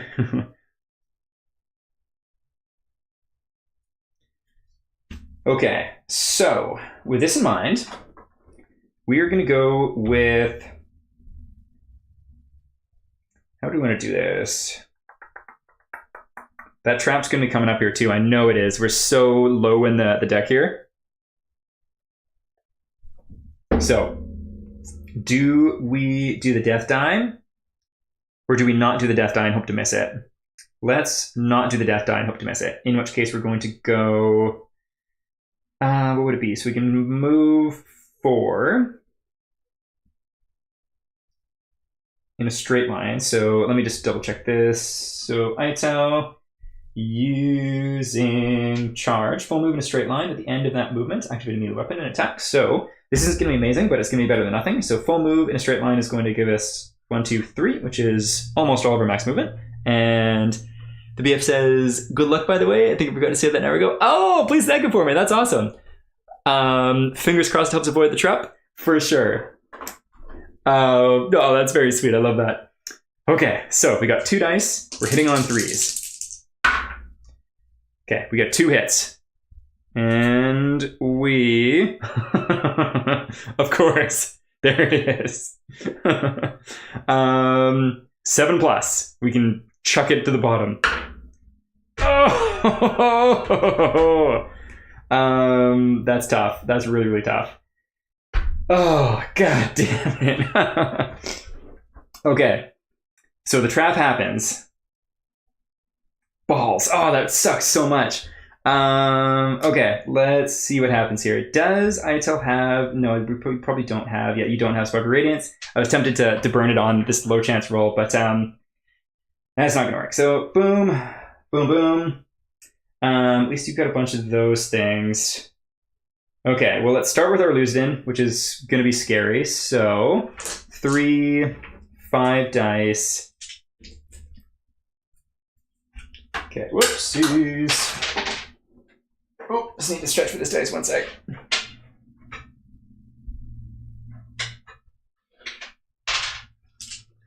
Three, whoop. Ooh, there we go. 4, 5, hitting on 7s. We like those odds. We like those odds. Oh my god. We don't like those odds. Jesus Christ. So it perfect hits me 3 times. It does miss once. That's something. On 8 ups.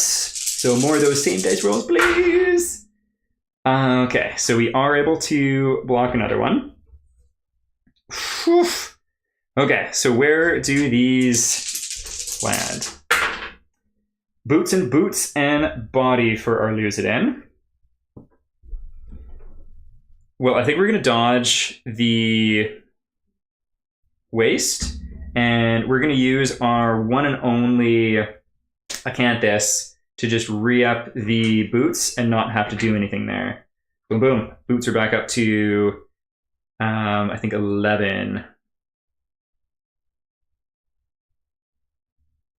9, 10, 11. Okay, there we go. I must have offended a shaman for sure. Dark art's coming at me. Okay, and this would have been 1, 2, 3, 4, 5. Okay, so our Lucidin's done. Tian's up next. So 3, 5, hitting on 5s. All right, so that is going to be 4 hits. Let's see where those are connecting with. Triple waste is gross. Okay, so yeah, triple waste is not nice at all. We do have 3 tokens. And I think we're going to spend all 3. So we're going to get rid of 2 wastes and the body just to take 1 damage to the waste, going down to 3.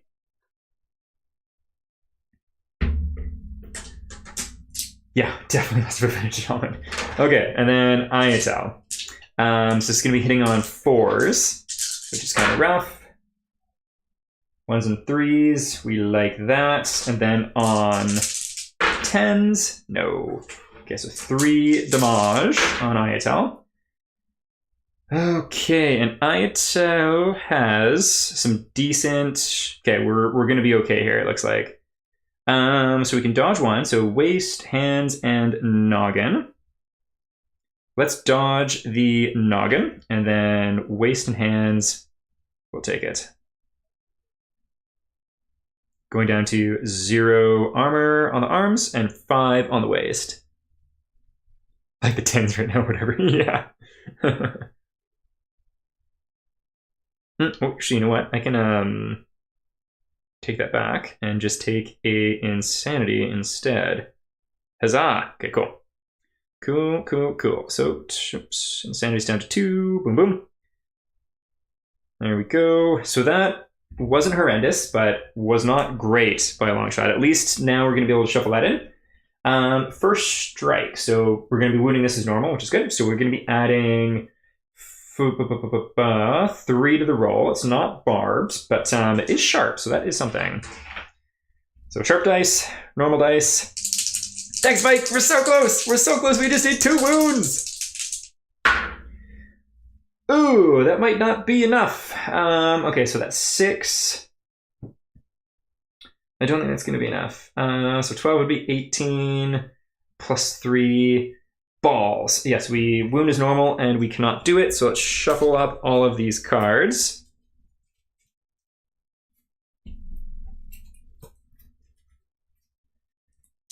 And then now I'm kind of worried to surge. I really want to, but I am worried about it. Because we could just eat a blacken or a basic attack in the face.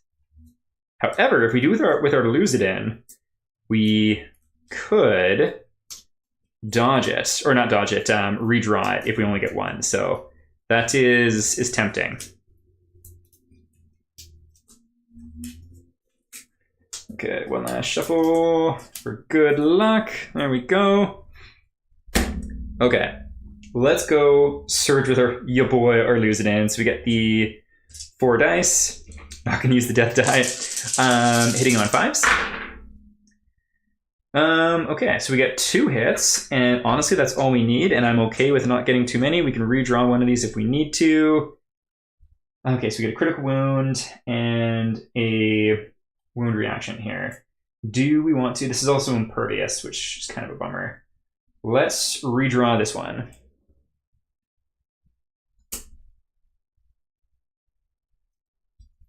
Okay, Mournful Mask. Okay, so this was kind of a pointless surge. He's at how much AI or life now? He only has 2 AI cards left. So if I was able to get a crit that actually did damage, because it's impervious, unfortunately, that would have been it. Alas, that is not going to be it. But who knows? We might be able to do at least one. So let's see. On a crit, he gets knocked down. Not really doing anything because of Indomitable, but is what it is. And if we get a 10, we do wound. 6 is not going to do it. Okay, they're just going to re-up on tokens, getting up to 2. Let's see here. This guy's going to surge, and we're going to go ahead and use the death die for him too. So, yeah, just 1 card in the basic. Okay, so hitting on 3s, actually hitting on 2s. Awesome, and so we do get one that's barbed. That is fantastic. So 1, 2, and 3. Super dense, parry, and fuming counter. For the rest of this attack, okay, so we definitely want that one. So for 2 damage and bash. All stars within 5 spaces, except for 1 damage and knockback away from it. Okay. Let's do this. All right, so we've got Barbed in play. So we're going to be adding 4 to it, which is good. Yeah, Surge Parry is kind of terrifying. It's a cool tactic, or a cool mechanic, I should say, but yeah, really scary. Okay, here we go. So looking for nice high rolls, please. That really stinks. Okay, so that's 9. Oh, bummer. Yeah, so that's going to be a no. Dang. And then... Oh, dang it. That's not going to be good either. We're having really crappy dice rolls here. So there'll be 9, so there'll be a miss once again. And then...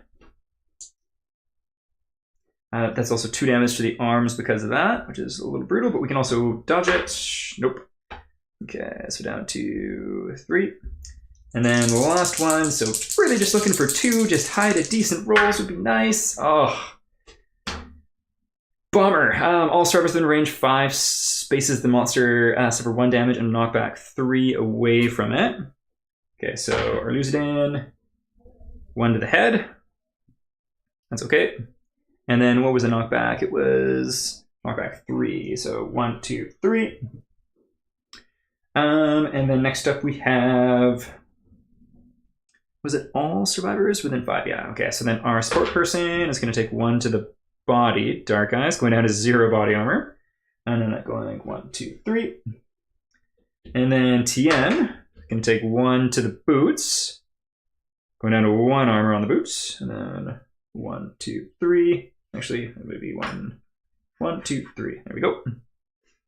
And then Iatel. Yeah, oh, my dice have been going so good for most of this fight, but they have abandoned me here. Okay, and Iatel is going to be the hands, which is fine. We'll take that, and then 1, 2, 3, getting that knockback. Okay, that is going to be its turn. Alrighty, Rue. We only have one card left, which is what it is. It is Cindering Sunder. So all stars in the Ash Zone suffer 6 damage. 1 hit of... Ooh, yeah, so Ash Zone is super gross. So we're going to surge to get all nice and cozy close. Don't mind me, I'm just going to take a minute just looking at a comparison of these two zones here and seeing where exactly I want to be. Because everyone's going to dash to try and be safe here. Okay, so that's 1, 2. So I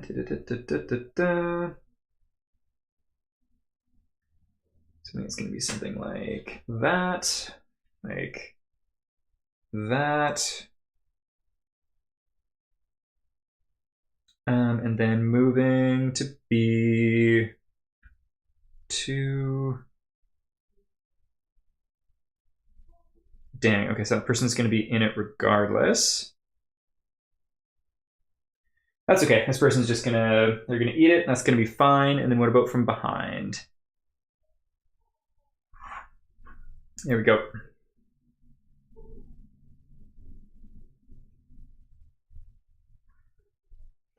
Okay, cool. And so that was all of these dashes down. So Elucidance down to 2 survival, very low.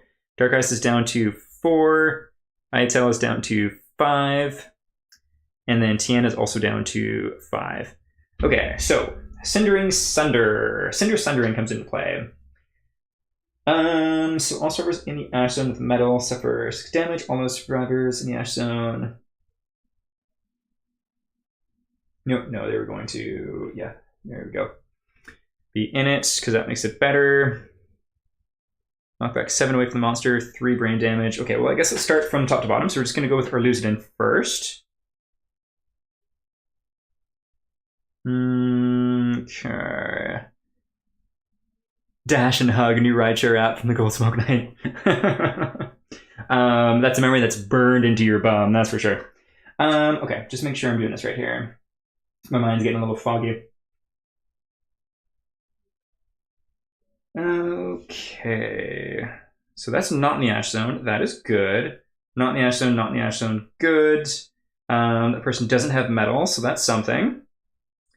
3 brain damage, so they officially have no insanity anymore, this being Iatel. There we go. And then also that was knockback. Knockback 7 away from the monster. So 1, 2, 3, 4, 5, 6, 7. There we go. And everyone else is good. Cinder Sundering is done, meeting its time for Blacken, which is gross. Okay, luckily we only have 1 person that's in the smash zone, which is going to be 3 hits on Tien. Okay, 2 on the waist, 1 on the body. What does that do for Tien? 2 on the waist is no bueno. We're going to spend the 2 deflects, or 1 deflect and a survival to dodge those.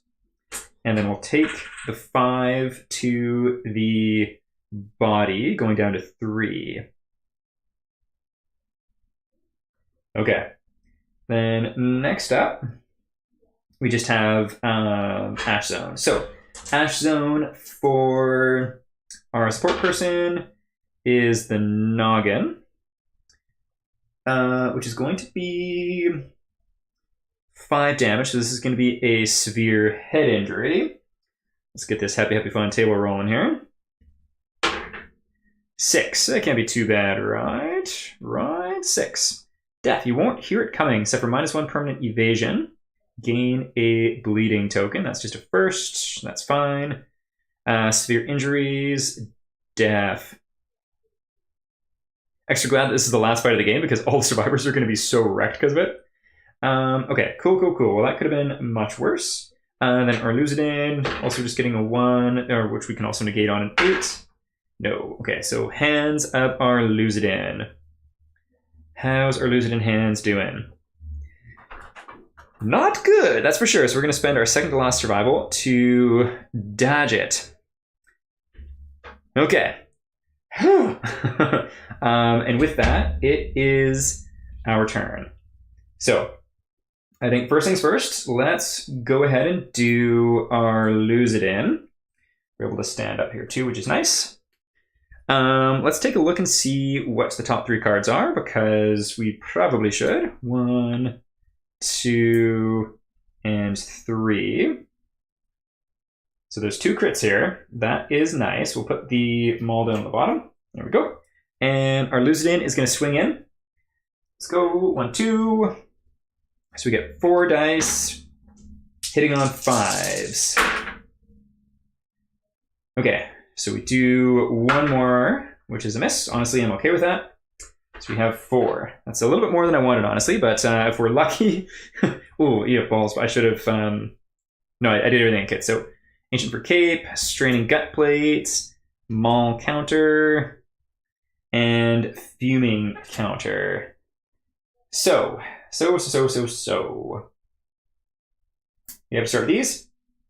Luckily, we don't worry about the bad effect of it, which is good. So on a 10, we do a wound. Nope. That's okay. Then on a 10, we do a wound.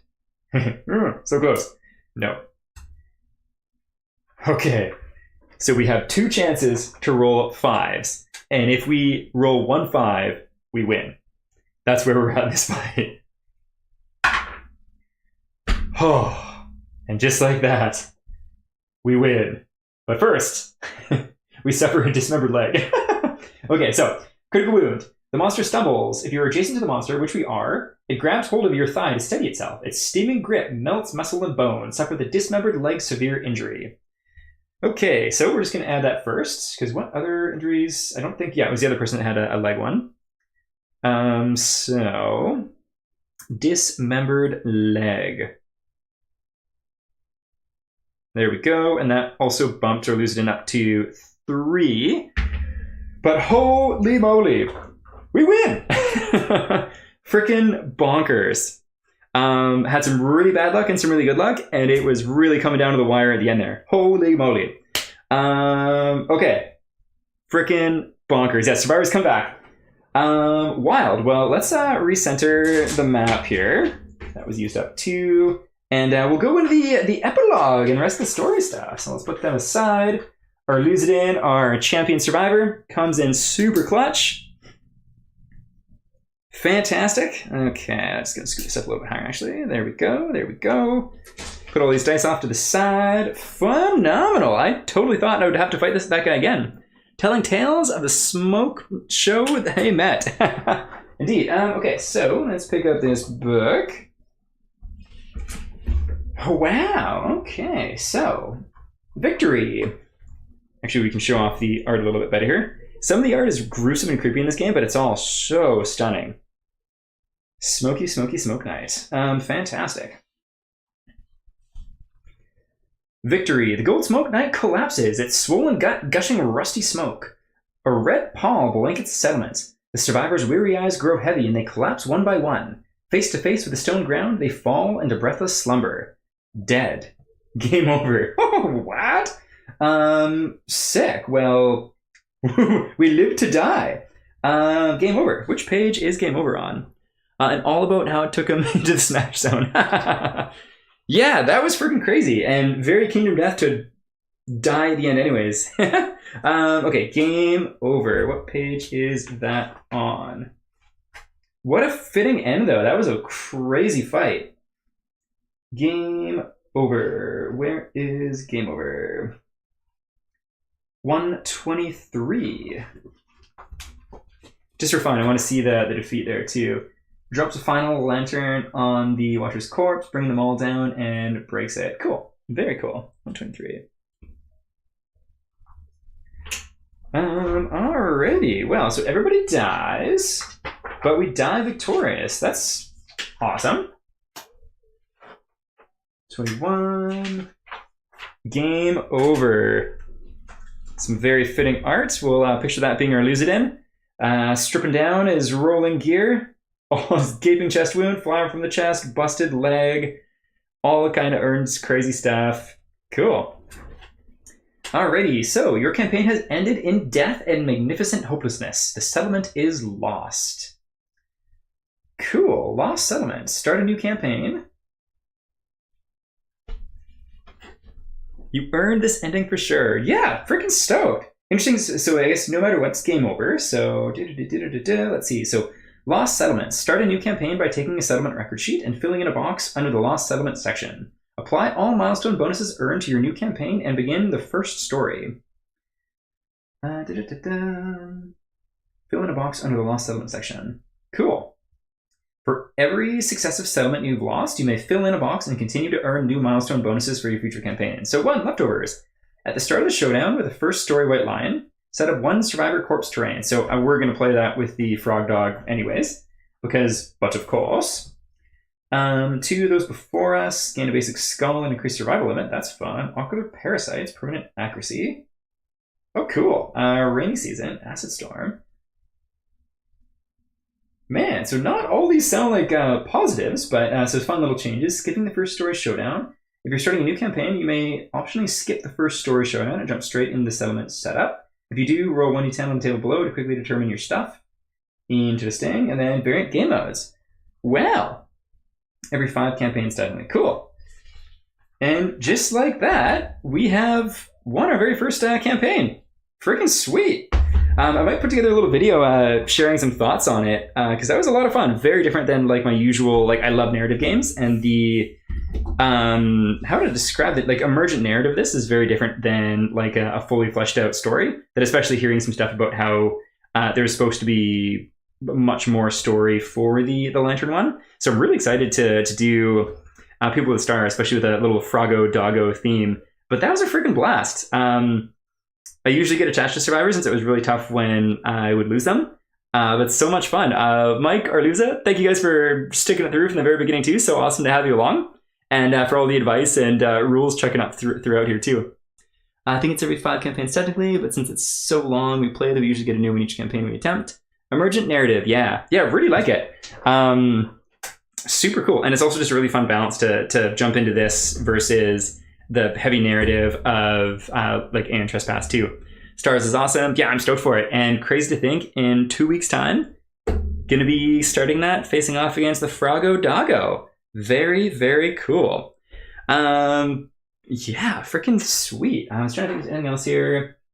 Definitely, I assume there'd be more of an epilogue rather than just the heroic death in battle, but still really, really cool. So glad you're able to stay up to witness your win. Yeah, Arlisa, thank you for champing through what's definitely a late night. I think I'm going to sign off here too and get this all put away, and might actually write out some thoughts on the first campaign too, and do a little post-campaign video sharing thoughts on the game as well, because it's been a lot of fun. But much love. Thank you guys for hanging out, and for anyone watching, tuning in to later dates, thanks for tuning in too. And we'll catch you next time. Rolling solo for Stars. Still rolling solo for People with Stars. Then the boys will be joining me for a Squire campaign, starting up soon too, because we just finished Cycle 1 of Alien Trespass, which was a lot of fun too. That was a really, really compelling, fun narrative. It was really cool how it all came full circle. And also, I haven't posted it yet, but also just finished reading the final chapter for Oathsworn. So kind of wild how all 3 stories are concluding all at the same time, just in time for new ones to be told in the new year. So yeah, I think I might also spend a little bit of time trying to up the setup a little bit, make the channel a little bit nicer. So we'll see if I'm able to do that over the holidays here as well. But yeah, much love everybody. Thanks for tuning in. This has been such a blast, little hobby to share online, and we'll catch you guys in a couple of weeks here. Have a great night, and we'll see you next time. Bye.